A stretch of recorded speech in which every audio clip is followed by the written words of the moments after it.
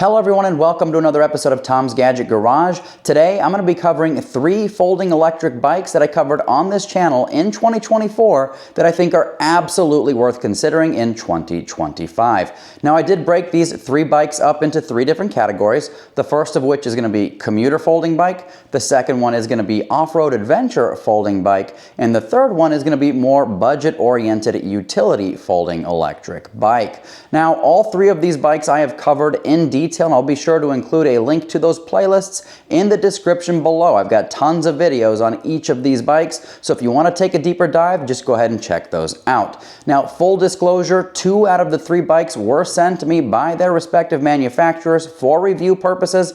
The 3rd bike I actually purchased with my own money. But as always, all thoughts, opinions, and conclusions are my own. So, without further delay, let's jump into the details.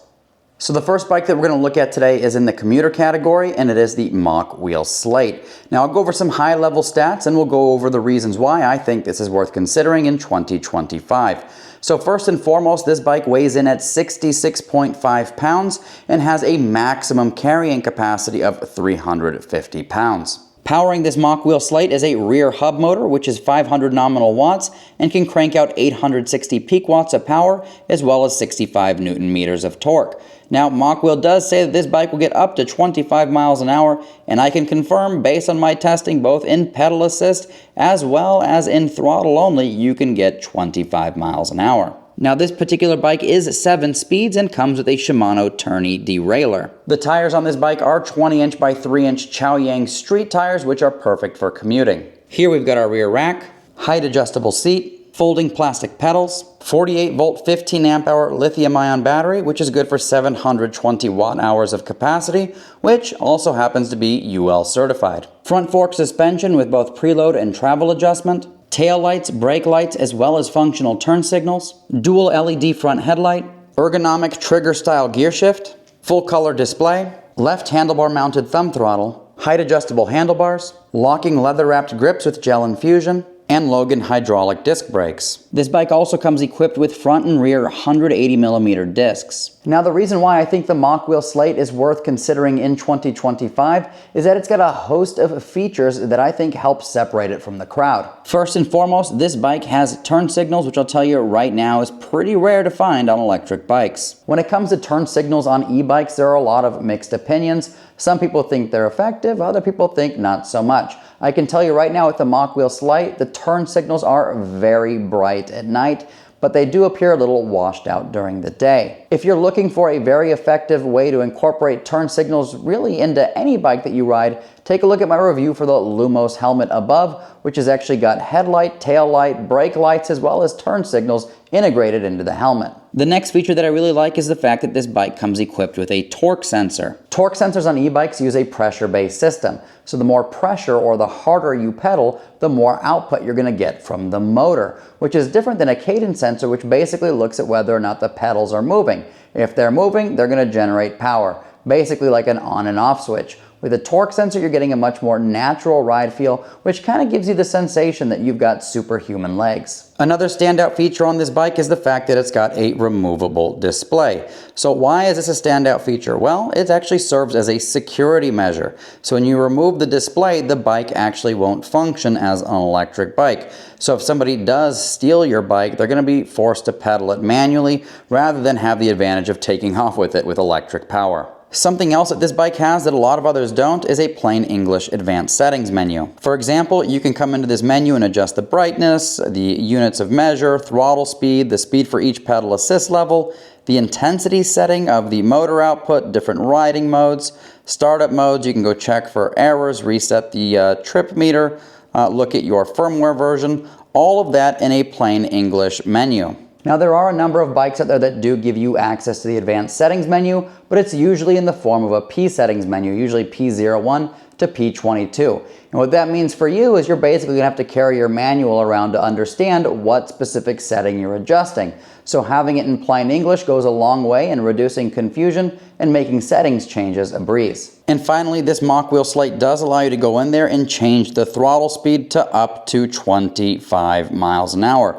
Now the digits do go higher than 25, but based on my testing, the max speed is 25 miles an hour. Now before you go too crazy with setting that throttle speed, just check with your local rules and regulations. Out of the box, this does come as a Class 2 e-bike, which means that throttle is capped at 20 miles an hour, and so is pedal assist speed, but you can unlock it to Class 3 mode and go beyond Class 3 with the ability to adjust the throttle above 20 miles an hour. If you're curious about the range that you can expect on the mokwheel Slate, I actually did a full-length range test, which I'll link above, and for that range test, I weighed in around 203, 204 pounds, and I was actually able to squeeze out 49.5 miles of real-world range while riding around in pedal assist 3. That makes the mokwheel Slate the best performing e-bike I've ever tested on this channel. And it's pretty understandable why I would get that kind of range. Number one, it's got a torque sensor, and torque sensors are generally more efficient than cadence sensors.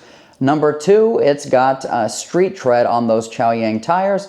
And then finally, number three, it's got that 48 volt, 15 amp hour battery, which is good for 720 watt hours of capacity. So, if range is an important metric for you, the mokwheel Slate is definitely a bike to consider. Now, in terms of things that can use some improvement with the mokwheel Slate, I've got two on my list. Number one, I would have really liked to see an 8th gear because there is a slight degree of ghost pedaling when you get close to those higher speeds. And number two is going to be the left thumb throttle. Makes it a little weird to engage cruise control. You kind of have to do this like weird trickery with your fingers to both hold the throttle and hold down the button to engage cruise control. So in future iterations of this bike, I'd like to either see a dedicated cruise control button or that throttle move to the right-hand side of the bike. So overall, the mokwheel Slate gets excellent range, provides a comfortable ride experience, especially with that front fork suspension, does a good job at climbing hills, especially when you consider it's got a 500 nominal watt motor with a 7-speed gear train as well as 5 levels of pedal assist. And this bike is also jam-packed with features that you don't often see on other folding bikes. The next folding electric bike that we're going to be looking at today comes from our off-road/adventure category, and it's the Engwe Engine Pro 2.0. Now, a couple high-level stats on this bike. It does weigh in at 72 pounds and can support a rider up to 330 pounds. Powering this Engine Pro 2.0 is a 750 nominal watt rear hub motor, which is capable of cranking out 1200 watts of peak power, as well as a whopping 75 newton meters of torque, which explains why this particular bike has no problem getting up to its top speed of 28 miles an hour and also has very impressive throttle performance. This bike does come equipped with a Shimano Altus derailleur as well as an 8-speed gear set. Here we've got a rear rack which can support weights up to 55 pounds or approximately 25 kilograms. With the Engine Pro 2.0, you will be rolling around on 20-inch by 4-inch fat tire Chaoyang tires with knobby tread. You've got really easy to clean and maintain mag wheels, adjustable seat post, folding aluminum pedals, rear coil spring suspension, front fork suspension with preload and lockout, rear taillight with a functional brake light, front LED headlight, height adjustable stem, ergonomic rubber locking hand grips, 8-speed trigger style shifter, hydraulic brakes, full color display, left handlebar mounted thumb throttle, and 160mm discs both up front and in the rear. Now in terms of the battery, the Engwe Engine Pro 2.0 comes equipped with a 52 volt, 16 amp hour battery, which is good for 832 watt hours of capacity. Now if you're curious what kind of real world range you can expect on this Engine Pro 2.0, in my testing, once again weighing in at 203, 204 pounds, I was able to squeeze out 44.26 miles of real world range, which is a pretty impressive result. I mean, yes, this thing does have an 832 watt hour battery, but it also weighs more than, other e-bikes in its class. And it's also got 20-inch by 4-inch fat tires with knobby tread, which means it's going to have more rolling resistance compared to, 20-inch by 3-inch fat tire e-bikes. Another thing to call out about this bike is it does give you the ability to go into the advanced settings menu. All you have to do is hold down the plus and minus button and it'll take you straight into the P settings menu. And then from here you can actually toggle through all the different customizations that you can make to this bike. One thing I would like to see in future iterations of this bike is a plain English display. That way you don't have to, carry around your manual to figure out what all these P values mean. But the good news is you can fully customize the ride experience on this bike. Now there are a few reasons why this Engwe Engine Pro 2.0 made my list. Number one, it's got a torque sensor, which as I mentioned before, is a lot more efficient than your typical cadence sensors and also gives you a more natural ride feel. Number 2 is the fact that this bike not only has a front fork suspension, but also has a very plush rear suspension. When it comes to comfort on this bike, that front and rear suspension go a long way. This is actually one of the most comfortable e-bikes I've ever ridden. The best way I can describe it is like cruising around in like an 80s or 90s Cadillac sedan, ultra plush, ultra bouncy, which is going to be particularly important when you're riding off the beaten path. Speaking of riding off the beaten path, this particular bike with its full suspension, its 20-inch by 4-inch fat tires, and its high-power, super torquey motor make it really good for riding on trails as well as dirt paths. I actually rode this on a bunch of dirt hills and had no problem getting up both in pedal assist as well as throttle only, which is a testament to how much torque this bike has. And finally, the last thing that I really enjoy about this Engine Pro 2.0 is the fact that it comes with 8 speeds. A lot of electric bikes, especially folding electric bikes, come with a 7-speed gear set, so having an extra gear to play with not only adds to comfort, but also gives you more selection in terms of the gears that you ride in. Now, in terms of the things that I think could use improvement on the Engine Pro 2.0, number 1 is going to be some of the power modulation that happens when you're riding around at 28 miles an hour.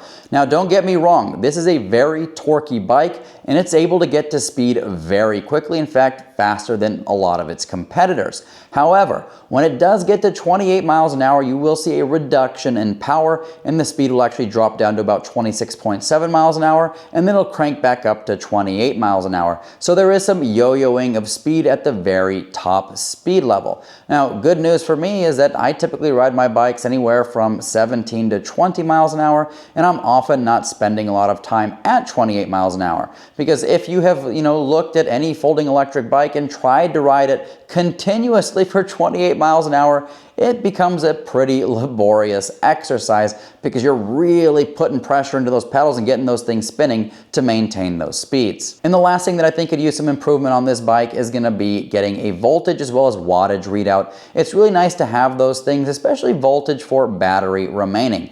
Now, of course, this bike does have a battery bar, which on most engwe bikes is actually very accurate, which is more than I can say than a lot of other electric bikes where those battery bars aren't so accurate and they're kind of bouncing around all over the place. It's pretty predictable with these engwe bikes, but it would be nice to have a voltage readout because it really is going to be the most accurate way to see where you are in terms of battery capacity. So overall, the engwe Engine Pro 2.0 offers a lot of value for your money. So if you're on the market for an e-bike that you can ride both on and off the beaten path, that's got plenty of power, gets excellent range, and has arguably one of the most comfortable suspensions of any folding electric bike, this is definitely one that you should consider. Now, the last bike that we're going to be looking at today comes from our budget-friendly, utility-oriented bike, and that is the Lectric XP 3.0 Long Range Edition. Now, a couple high-level stats on this bike. It does weigh in at 65 pounds, making it the lightest bike of the 3 that we're looking at today, and it also supports riders or payloads up to 330 pounds. Powering the Lectric XP 3.0 is a 500 nominal watt rear hub motor, which is capable of cranking out 1,000 watts of peak power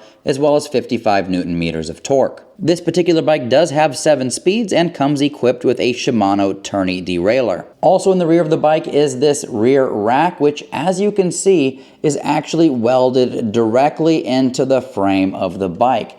And what that's going to mean for you is monster carrying capacity. This rear rack will support up to 150 pounds, which is basically above and beyond what you find on pretty much any other e-bike out there.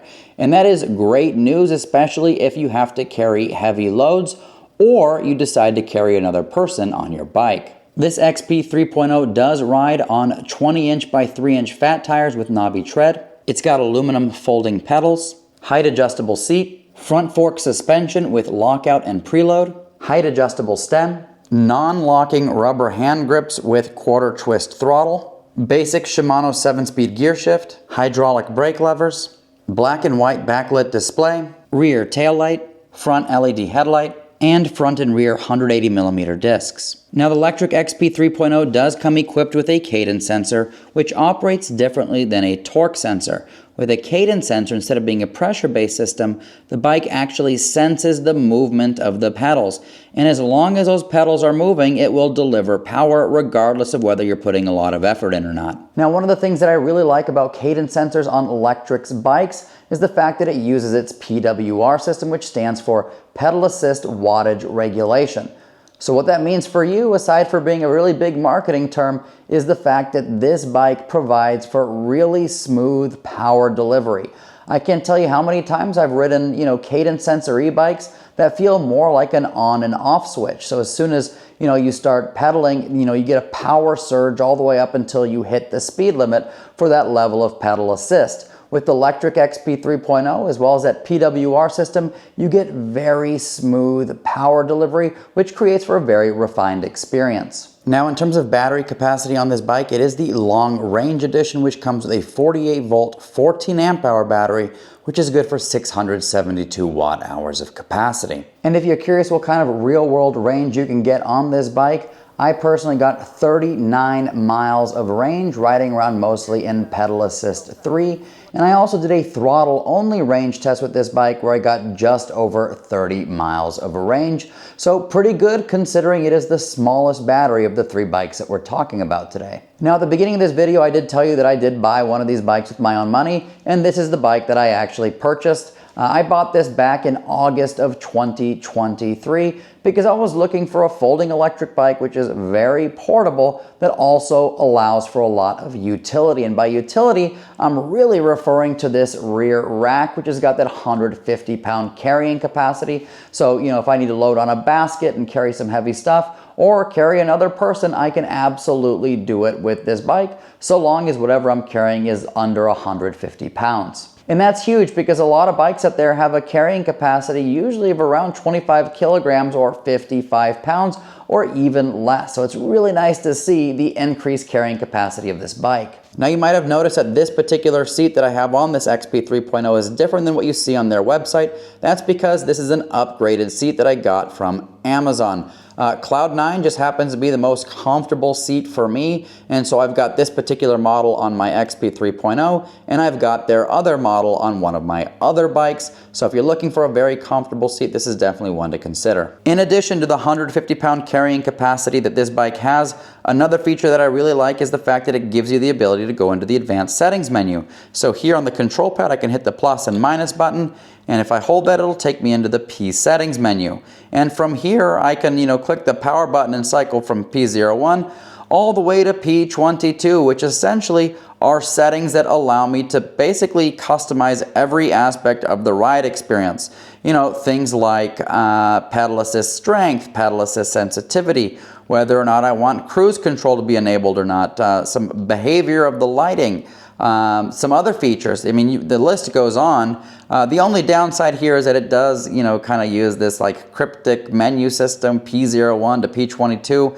It would be nice to get, a plain English language menu system, but regardless, this gives me the ability to customize that ride experience, which I'll tell you right now, not all e-bikes give you the ability to do that. In terms of top speed on this bike, you can absolutely hit 28 miles an hour with no problem. Just keep in mind that it does come out of the box as a Class 2 e-bike, which means that both throttle and pedal assist are capped at 20 miles an hour. When you go into the advanced menu system, you can unlock this bike to Class 3, which will still have a 20 mile an hour restriction on the throttle, but it will give you pedal assist speeds up to 28 miles an hour. In terms of things that I think could use some improvement on this bike, number one, I think they should have a functional brake light. Now it does have a tail light, but when you depress those brake levers, the light doesn't get any brighter, it doesn't flash or anything, so the people behind you don't know, at least from a lighting perspective, that you're coming to a stop. The only other real thing that I think could use some improvement are the grips. I would really like to see locking grips. When you don't have locking grips, especially on longer rides on hotter days, they do have the ability to kind of twist around on you. So locking grips would prevent that from happening and just make for an overall more comfortable ride. So overall, I think the electric XP 3.0 offers a tremendous amount of value for the money. This is the long range edition version of this bike. They also have a standard range edition of this bike, which does come in at a significantly lower price. So if you're on the market for a folding electric bike that's not going to break the bank, that also has huge carrying capacity and has a really refined ride experience, especially for the cadence sensor that this bike has, the XP 3.0 is definitely one to consider. Alright folks, so there you have it. Those were 3 bikes that I tested in 2024 that I think should absolutely be considered in 2025. So we looked at the mokwheel Slate from our commuter category, we looked at the Engwe Engine Pro 2.0 from the adventure/off-road category, and then we looked at the electric XP 3.0 from our budget-friendly utility bike category. Now if you have a folding electric bike that you really love, let me know about it in the comments section below. Or if there's an electric bike that you'd like to see me review in the future, I'd also like to hear your ideas. Now, if you're interested in purchasing any of these bikes that I covered today, I will include some links as well as any available coupons in the description below. And if you use those to make your purchase, it absolutely helps support this channel and keeps the wheels moving on future reviews. Let me know if you have any questions, comments, thoughts, concerns in the comments section below. And as always, thank you so much for tuning into Tom's Gadget Garage. We'll see you next time.